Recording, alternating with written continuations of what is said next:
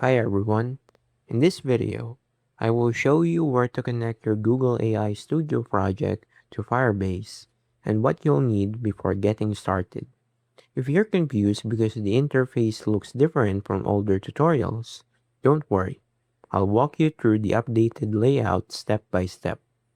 First, open your browser and go to Google AI Studio.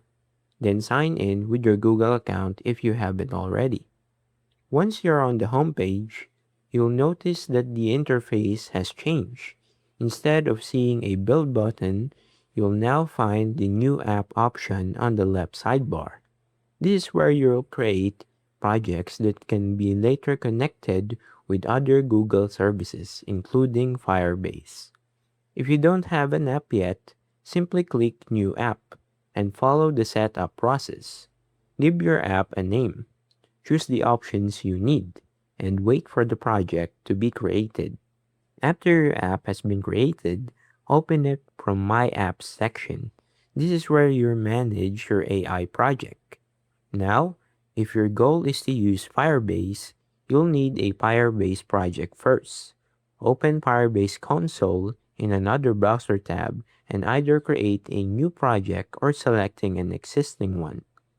During your app setup, Google AI Studio may provide options for downloading or exporting your project, depending on the type of applications you're building.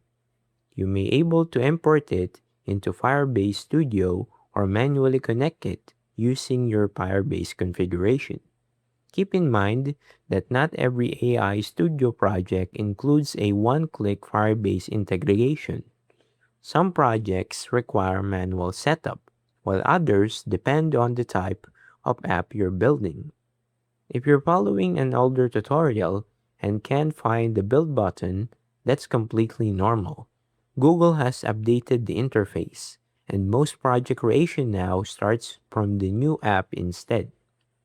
Once your Firebase project and your AI Studio app are ready, you can continue with the remaining setup based on your application's requirements. And that's it. I hope this walkthrough helped you understand where to start and why the interface may look different from older videos. If this tutorial helped you, don't forget to leave a like and subscribe. And I'll see you guys in the next one. Peace.